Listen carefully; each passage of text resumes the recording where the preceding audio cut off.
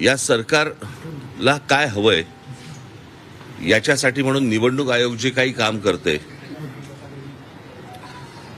याच्यामध्ये काल त्यांनी एक नवीन नोटिफिकेशन काढलं की आज मतदानाच्या आदल्या दिवशी तुम्ही 5 वाजेपर्यंत मतदारांना भेटू शकता।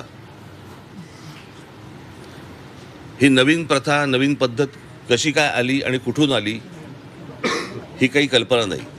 आणि आजच कशी अचानक आली, जी विधानसभेला का नव्हती, जी लोकसभेला का नव्हती, जी अगोदरच्या कुठच्याही निवडणुकांना का नव्हती, ही आत्ता कशासाठी आली। आणि त्याच्यात त्यांनी सांगितलं की तुम्ही मतदारांना जाऊन भेटू शकता पण पत्रकं वाटू शकत नाही, मग कदाचित पैसे वाटू शकता असं त्यांना म्हणायचं असेल।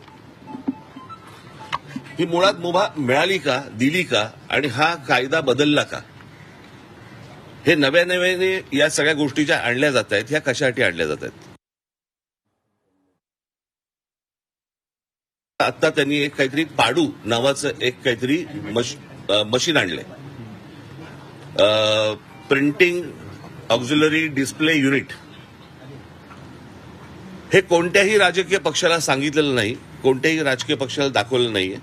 मला असं वाटतं आता उद्धव ठाकरेंच्या पत्रावरती निवडणूक आयोगाला हे पत्र गेलेलं आहे की हे तुम्ही आम्हाला कधी दाखवलं नाही, हे नवीन काय युनिट आणलंय तुम्ही, हे लोकांनाही माहिती नाही, जनतेलाही माहिती नाही। आणि हे नव्याने तुम्ही आता हे त्या ईव्हीएम मशीनला लावणार आहात, हे काय मशीन आहे, म्हणजे हे दाखवावं, सांगावं इथपर्यंत पण गेलेले नाहीयेत निवडणूक आयोग। जे त्यांना हवंय ते करतायत, ते वाघमारे ह्याच्यावरती उत्तर द्यायला तयार नाहीयेत। अर्थात आत्ताच्या सरकारने हा वाघ कधीच मारून टाकलाय, त्याच्यामुळे त्यांच्याकडनं काही अपेक्षा नाहीयेत, परंतु ही कोणती प्रथा आणि हे कोणत्या गोष्टी या महाराष्ट्रामध्ये चालू आहेत आणि निवडणुकीच्या तोंडावरती रोजच्या रोज हे कायदे बदलत आहेत।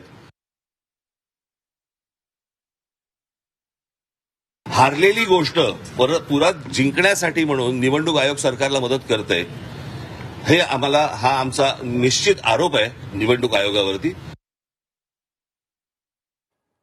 हारलेली गोष्ट परत जिंकण्यासाठी म्हणून निवडणूक आयोग सरकारला मदत करतंय, हे हा आमचा निश्चित आरोप आहे।